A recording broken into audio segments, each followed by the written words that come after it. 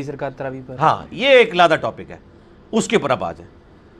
20 رکعت تراویح کے اوپر اگر ائمہ اربعہ متفق ہیں تو الموطا امام مالک جو روئے عرض پہ پہلی حدیث کی کتاب ہے، ٹھیک ہے، اور لے کے آؤ جی، پیچھو لے کے آؤ الموطا امام مالک، ریڈ کلر دی، ٹھیک ہے جی، ادھر سے ہی نکل جائیں۔ ہاں جی، الموطا امام مالک بریلویوں کا ترجمہ شبیر بدرس کا چھپا ہوا ہے۔ بریلویوں کے ترجمے میں 253 نمبر روایت موجود ہے کہ سیدنا عمر فاروق رضی اللہ تعالیٰ عنہ نے سیدنا ابی ابن کعب اور تمیم داری کو حکم دیا کہ رمضان میں لوگوں کو 11 رکعتیں پڑھائیں، یعنی 8 تراویح اور 3 وتر، اور امام ایک رکعت میں 100 آیات تلاوت کرتا تھا اور لوگ فجر کے قریب جو ہے نا وہ فارغ ہوا کرتے تھے۔ یہ سر الموطا امام مالک کی اپنی کتاب ہے۔ دیکھیں، ایک میرے بارے میں دعویٰ ہے جو دنیا کرتی ہے عملی تواتر سے۔ عملی تواتر میرے بارے میں کیا ہے؟ یعنی فرقوں والے جو لوگ ہیں تو نیگیٹو بات ہی کریں گے نا۔ اور ایک بات ہے جو میں خود لکھ کے دے دوں کہ یار یہ ہے، لکھی بھی بات زیادہ اتھینٹک ہے یا لوگوں کی بات، تو امام مالک اپنی ایک کتاب لکھ کے الموطا عربی میں کہتے ہیں ایسا راستہ جس پہ کثرت سے لوگ چلے ہوں، اس کتاب کا نام ہی کیا ہے؟ الموطا، جس پہ کثرت سے لوگ چلے ہوں، اس ٹریک کو، اس طریقے کو کہتے ہیں الموطا، یعنی امام مالک کہتے ہیں کثرت سے یہی والا معاملہ ہے۔ تو امام مالک اپنا موقف تو لکھ کے گئے ہیں، اب فوت ہو گئے، پیچھے لوگوں نے ان کے بارے میں چیزیں مشہور کر دیں، تو وہ اب امام مالک تو قیامت دن یہ کہیں گے نا جی میں نے جو کتاب لکھ کے دی تھی وہ کتنے کی تھی جی، تو اسی بزرگوں نے سینے لے کے چلتے رہے سو، بزرگوں کے تو سینے ایک جیسے ہے ہی نہیں ہیں، دیوبند کے سینے کچھ اور کہتے ہیں، بریلویوں کچھ اور کہتے ہیں، اپنے آپ میں وہ عقیدوں میں اختلاف رکھتے ہیں۔ یہ نماز تراویح قیام رمضان کا بیان، اس میں آپ کو دکھاتا ہوں۔ پہلے تو یہ دکھائیں نا جی، شبیر بدرز نے یہ چھاپی ہے الموطا امام مالک، جو بریلویوں کا پاکستان میں سب سے بڑا ادارہ ہے، شبیر بدرز، ٹھیک ہے جی، اور اربوں کے شیئرز ہیں اس وقت ان کے مارکیٹ میں۔ کئی حدیث کی کتابیں آلموسٹ انہوں نے پوری کتب ستہ اور باقی کتابیں بھی کور کی ہیں، سن دارمی بھی ان کی آ گئی ہے اور کتابیں بھی آ گئی ہیں۔ 253 انہی کا نمبر ہے۔ نماز تراویح کا چیپٹر الموطا میں دنیا میں کہیں کھول لیں، یہ آپ ان کو دکھا دیں بالکل اینڈ پہ، ٹھیک ہے نا جی، یہ والا یہ آپ بھی دیکھ لیں، پھر آپ کو لوگوں نے کہنا یار وہ لفنڈر قسم کے لوگ آپ نے بٹھائے ہوتے ہیں، تو یہ وہ جو 253 یہ بریلویوں کا ترجمہ ہے، ٹھیک ہے، 11 رکعت۔ بخاری میں موجود ہے کہ ابی ابن کعب اور تمیم داری کی ڈیوٹی لگائی تھی حضرت عمر نے کہ نماز پڑھائیں، رکھتے نہیں تھی، بخاری میں آئیں، الموطا میں رکھتے آ گئی، بخاری میں الگ سے ہیں وہ رمضان اور غیر رمضان میں 11 رکعت سیدہ عائشہ کی۔ اس میں میرا کلپ ہے تراویح 20 یا 8، دنیا میں سب سے زیادہ اگر اس ٹاپک پہ کسی کا کلپ دیکھا گیا وہ میرا کلپ ہے۔ آپ لکھیں نماز تراویح 20 یا 8، 20 ڈیجن میں 8 تو کھل جائے گا، اس میں نے ساری چیزیں ترتیب سے بتائی ہیں، پورا مقدمہ ہے۔ اس حدیث کی سند سونے کی مہر ہے، اس سند کے اوپر بخاری میں بھی حدیثیں موجود ہیں، لمبی تو سند ہی کوئی نہیں ہے۔ امام مالک نے سنا ہے محمد ابن یوسف سے، محمد ابن یوسف جو ہے یہ تابعی ہے اور بیٹا ہے صحابی کا۔ صحابی کون ہے؟ صائب بن یزید۔ صائب بن یزید کا بیٹا محمد بن یوسف ہے، اور وہ امام مالک سے بیان کر رہا ہے کہ حضرت عمر اور نے ابی ابن کعب اور تمیم داری کو 11 رکعت پڑھانے کا حکم دیا۔ صاحب مزید فرماتے ہیں ان دنوں امام ایک رکعت میں 100 آیات تلاوت کیا کرتا تھا، ہم لوگ لکڑی کے سہارے کھڑے رہا کرتے تھے اور فجر کے قریب تراویح کی نماز سے فارغ ہوتے تھے۔ اچھا مزے کی بات ہے یہ روایت مشکات کے اندر بھی موجود ہے۔ چلو الموطا تو انہوں نے کبھی کھولی نہیں ہوگی، مشکات تو ہر مدرسے میں ایز اے ٹیکسٹ بک پڑھائی جا رہی ہے، بلکہ دیوبند تو ختم مشکات کرتے ہیں، جیسے اہل حدیث ختم بخاری کرتے ہیں نا، دیوبند ختم مشکات کرتے ہیں۔ اب وہ پتہ نہیں ختم کون سا ہے، ختم شدھ والا ختم ہے یا وہ دوسرے والا ختم ہے یا پڑھنے والا ختم ہے۔ اچھا اس کے بعد ایک اور روایت بھی ہے، وہ منقطع روایت ہے۔ یزید بن رومان کہتے ہیں کہ حضرت عمر کے عہد خلافت میں لوگ 23 رکعت ادا کیا کرتے تھے، وہ یہاں سے پیش کرتے ہوں گے۔ ان سے پوچھیں کہ یزید بن رومان نے حضرت عمر کا اگر زمانہ پایا ہے تو یہ روایت متصل ہوگی، انہوں نے ان کا زمانہ نہیں پایا، ٹھیک ہوگا جی، تو یہ منقطع روایت ہے۔ جو صحیح روایت ہے وہ موجود ہے، اس کا تو کوئی انکار ہی نہیں کر سکتا سر۔ تو الموطا موجود ہے، اب امام مالک کے ماننے والے جو مرضی کرتے رہیں، خود یہی حنفی مالکیوں کو کہتے ہیں بھی الموطا امام مالک میں ہی موجود ہے کہ دائیں ہاتھ بائیں پہ باندھنا سنت ہے، آپ کو پتہ ہے؟ یہ میں نے اس کے اوپر بھی شاید ہاں یہ نشان لگایا ہوا ہے 378 اسی الموطا کے اندر۔ وہ مالکی پیچھے سے کیا کر رہے ہیں؟ امام مالک کوئی ذمہ دار نہیں ہے اس کے. ہاتھ کھول کے نماز پڑھنے کو ہم جائز سمجھتے اس کی وجہ سے نہیں کہ بھی مالکی اس کے اوپر چل رہے ہیں, اس وجہ سے کہ ہمارے پاس عبداللہ ابن زبیر کا المصنف ابن ابی شیبہ میں 3950 نمبر اثر موجود ہے کہ وہ ہاتھ چھوڑ کے نماز پڑھتے تھے, اور چونکہ انہوں نے نبی علیہ السلام سے سیکھی ہے, دونوں طریقے سنت ہے. امام مالک نے باب باندھا ہے دائیں ہاتھ بائیں پہ رکھنا, لیکن مالکی 99% آلموسٹ ہاتھ چھوڑ کے نماز پڑھتے ہیں. ان کو جب ہم کہتے ہیں امام مالک یہ لکھ کے دیں, وہ کہتے ہیں یہ چھوڑ دیں لکھے کو, ہم عملی تواتر کو لے کے چل رہے ہیں.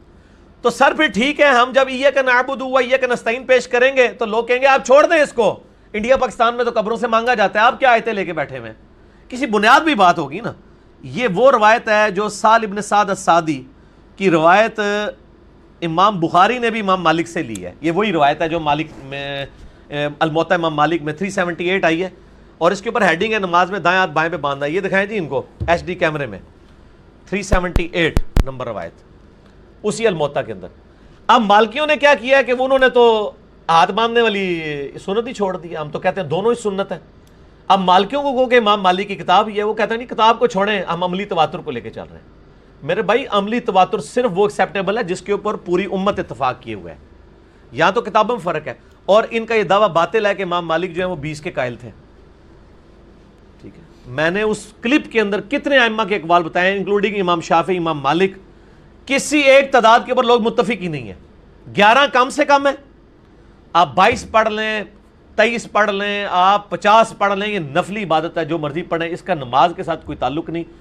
وہ جو غامدی صاحب نے کہا ہے نا, لوگوں کو آج کل بڑی تکلیف ہوئی ہے. وہ غامدی صاحب کا ایک کلپ آیا ہے, انہوں نے نا جب ان سے پوچھا کہ تراویح, انہوں نے کہا تراویح سرے سے نماز ہی کوئی نہیں. ساتھ ہی دیکھا لوگوں کے چہروں کے رنگ اڑ رہے ہیں. انہوں نے کہا میری بات پوری سننی ہے, تسی میری گل پوری سننی ہے. جی مسلمانوں پہ نمازیں فرض کتنی ہیں ٹوٹل؟ 5. اور رمضان میں کتنی فرض ہے؟ 5. لیکن وہ آپ کے علماء نے تو آپ کو یہ پٹی پڑھائی ہوئی ہے کہ جڑا تراویح نہیں پڑھتا نا وہ تو روزہ ہی نہیں ہوتا. یہ بچپن سے پڑھایا ہوا نا آپ کو, جو تراویح نہ پڑھے اس کا روزہ نہیں ہوتا. یعنی انہوں نے آپ کی 6 نمازیں بنا دی ہیں رمضان کے اندر. تو یہ دین میں بدعت نہیں کی انہوں نے کہ ایک نفلی نماز کو یہ کہہ دیا کہ وہ فرض روزہ اس کے اوپر ڈیپینڈنٹ ہے. یہ تو اب ہمارے جیسے لوگوں کی وجہ سے یہ ڈر ڈر گئے ہیں اور نفل کے اوپر آ گئے ہیں. ادروائز انہوں نے پٹی تو پوری پڑھائی ہوئی تھی. جس طرح حنفیوں کی عوام نے اپنی پبلک کو بتایا تھا وہ جی رفع دین ہوتا تھا, وہ بت رکھ کے آتے تھے نا منافقین, تو اس لیے ہوتا تھا. اس طرح کی پٹیاں انہوں نے ہر قسم کے ٹوٹکے رکھے ہوئے ہیں. اب ٹوٹکے ہو رہے ہیں فیل, ان کو اب سمجھ نہیں آ رہی ہم کیا کریں. تو یہ ٹوٹکے تو انہوں نے لوگوں کو بتائے ہوئے تھے. تو نمازیں اب جب آپ نیریٹو یہ کھڑا کریں گے کہ روزہ ہی نہیں ہوتا, تو پھر غامدی صاحب جیسے لوگ اللہ آپ پہ مسلط کرے گا نا, جو سٹارٹ ہی سے لیں گے کہ نماز ہے ہی کوئی نہیں تراویح. پھر وہ آگے انہوں نے کہا کہ یہ نفلی نماز تھی, نبی علیہ السلام پہ فرض تھی, رمضان میں بھی غیر رمضان میں بھی, امت کے لیے سنت ٹھہرا دی گئی, امت لے کے چل رہی ہے. اچھا مجھے یہ بتائیں, یہ عملی تواتر جو ہے اس امت میں سب سے افضل انسان کون ہے نبی علیہ السلام کے بعد؟ سیدنا ابوبکر صدیق. ان کے زمانے میں عملی تواتر کیوں نہیں تھا کہ انہوں نے ایک امام کھڑا کیا ہو؟ اما عائشہ کی بخاری میں حدیث موجود ہے, انہوں نے کہا حضرت ابوبکر صدیق کے دور میں لوگ اس طرح اپنے اپنے نوافل پڑھتے تھے. حضرت عمر کے بھی 3 سالوں میں پڑھتے رہے, صحیح بخاری کے الفاظ ہیں. پھر حضرت عمر نے کہا کیوں نہ میں ان کو ایک امام کے پیچھے جمع کر دوں. جمع کیا, بخاری کے الفاظ ہیں. جمع کرنے کے بعد کہا یہ لوگ جو کچھ کر رہے ہیں نا, اس سے بہتر وہ نماز ہے جو رات کے آخری پہر میں اٹھ کے پڑھی جاتی ہے. اور یہ کہہ کے وہاں سے چلے گئے. سیدنا عمر جن کے نام کے اوپر امت کو دھونس لگائے ہوئے بیٹھے ہیں, انہوں نے تو تراویح پڑھی کوئی نہیں ہے. آپ کہہ رہے ہیں نا کہ جی وہ کسی امام نے یہ وہ, میرے امام سیدنا عمر فاروق رضی اللہ تعالیٰ نے تو تراویح پڑھی نہیں ہے جماعت سے. اب آپ مجھے بتائیں کہ آپ امام حنیفہ, امام شافعی, امام مالک, احمد بن حنبل کو دیکھیں گے یا امام عمر فاروق کو؟ ظاہر ہے. ہاں, تو سیدنا عمر تو جماعت قائم کر کے وہاں سے چلے گئے اور ساتھ جملہ بھی بول گئے. جملہ بھی کس کے, کوئی بعد میں یہ تعویل نہ کرے وہ ہم ہی چلے گئے, سن کو کام پہ گیا سی. انہوں نے جملہ بولا, صحیح بخاری میں ان کا جملہ نقل ہے, میں نے اس کلپ میں بتایا ہے. انہوں نے کہا یہ جو کچھ کر رہے ہیں نا, اس سے بہتر آخری پیر میں اٹھ کے جو نماز پڑھی جاتی ہے وہ ہے. یہ کہہ کے وہاں سے چلے گئے. ہم بھی یہ کہتے ہیں کہ آخری پیر میں اٹھ کے پڑھیں. اصل میں نا میں آپ کو کچھ تلخ باتیں کروں, آپ نے برا نہیں ماننا. یہ جتنے ایونٹ سب کانٹیننٹ میں اسٹیبلش ہوئے ہیں نا, ان کے پیچھے ایک خاص ذہنیت ہے. جتنی یہ سرمنیز ہوں گی نا, اتنی چندہ کے معاملات چلیں گے. یار مجھے بتائیں کہ صحابی کسی نے مدرسہ بنایا تھا حفظ قرآن کا؟ یہ سب تمام علماء سے سوال ہے. کسی صحابی نے کوئی مدرسہ بنایا کہ لوگوں کو حافظ قرآن بنا کے, طوطے بنا کے نکالو جن کو قرآن حدیث آتا نہ ہو؟ یہ مدرسے کب سے بننے شروع ہوئے ہیں؟ کوئی مدرسہ بنا ہے؟ کوئی امام بخاری کا مدرسہ تھا جس میں حفظ قرآن کراتے تھے؟ حفظ قرآن کا کبھی کوئی مدرسہ نہیں رہا. یہ انگریزوں کے زیر اثر جب یہ غلامی کے دور میں آئے تو انہوں نے حفظ قرآن کے مدرسے بنائے, ساتھ ان کی روزی روٹی بھی چل پڑی, اور انہوں نے کہا پھر لوگوں کو یہ بھی کہنا شروع کر دیا ایک بچہ حافظ بنا لو, باقی ٹھیک ہے پیو بھی سمگلنگ کرے تے بھرا بھی شراب پیندے رہن, کرتے رہو سارے کام, ایک بچہ ہے تو ساتھ نوں لے جائے گا, ساتھ تو تے گھٹ ہی ہو تسی, ساتھ دی گنتی پوری کر لو. اس طریقے سے یہ تراویح بھی ایک ذریعہ بنا ہے کھانے پینے اور ایکٹیویٹیز کا, حالانکہ یہ پیورلی ایک نفلی عبادت تھی. اور تراویح کا مقصد کیا تھا کہ قرآن کی ریویژن ہو جائے سال بعد, لوگوں کو پتہ چلے. تو سر انڈیا پاکستان میں تو تراویح کا پتہ ہی نہیں ہوتا لوگ کیا پڑھ رہے ہیں, عربی پڑھ رہے ہوتے ہیں. میں عربیوں کے تراویح کو قیام اللیل کو مانتا ہوں کہ واقعی ان کو پتہ چل رہا ہوتا ہے. یہاں تو جناب لوگ تلاوت سن رہے ہو, عذاب کی یاد پہ بھی کہہ رہے ہوتے ہیں سبحان اللہ. یہی حالت ہوتی ہے, لوگوں کو پتہ ہی نہیں کہ کیا ہو رہا ہوتا ہے, اور لوگ تو صرف انتظار میں ہوتے ہیں کہ بس رکوع میں کب جائے گا. تو سر اس سے بہتر یہ ہے کہ چپ کر کے رات کے آخری پیر اٹھ کے 8, 10, 20, 25, 30, 40, 50 جتنے بھی آپ نے پڑھنے نوافل پڑھیں. امت کو اس مصیبت میں نہ ڈالیں کہ آپ یہ عملی تواتر تو میرے بھائی کئی ایک چیزوں کا چلتا آ رہا ہے, لیکن الحمدللہ حق کی آواز ہمیشہ رہی ہے, کتابوں میں موجود رہی ہے, لوگ آواز نکالتے رہے ہیں کہ یہ نفلی چیزیں ہیں, ان کے اوپر فرض کا درجہ نہ ڈالا جائے. نبی علیہ السلام تو بخاری میں الفاظ ہیں, ناراض ہو گئے جو لوگ آگے تھے چوتھے دن, آپ فرمایا امت میں فرض کروانے لگے ہو, جاؤ اپنی اپنی پڑھو. اسی لیے حضرت ابوبکر صدیق رضی اللہ عنہ نے اس کو اسٹیبلش نہیں کیا تھا, وہ نبی علیہ السلام کی رضا کے مطابق چلنا چاہتے تھے. حضرت عمر نے دوسرے اینگل سے دیکھا کہ چونکہ یہ پسندیدہ نماز ہے اب تو فرض نہیں ہو سکتی کیونکہ نبی علیہ السلام دنیا چلے گئے, تو انہوں نے اس کو اسٹیبلش کرایا. اور وہ انہوں نے اسٹیبلش یہ نہیں کیا کہ تراویح کی جماعت شروع کرائی ہے, جماعتیں پہلے ٹولیوں کی شکل میں ہو رہی تھی, بخاری میں الفاظ ہیں. انہوں نے کہا یار ڈیڑھ ڈگنی مسجد نا مسجد بناؤ, کوئی ایک حافظ لے کے کھلوتا ہے, کوئی دوسرے کو تیسرے, ان کا یار ایک کے پیچھے کر دو. یہ ٹوٹل گیم تھی, اس کو پکڑ کے پورے کا پورا نیریٹو کھڑا کیا اور پی ایچ ڈی تھیسس انہوں نے پکڑ کے لکھ دیا. تو پہلے مجھے الموطا کا جواب دیں گے, سارے جھوٹ بول رہے ہیں کہ چاروں اماموں کا اتفاق ہے, امام تو اپنی کتاب میں لکھ کے چل گئے ہیں.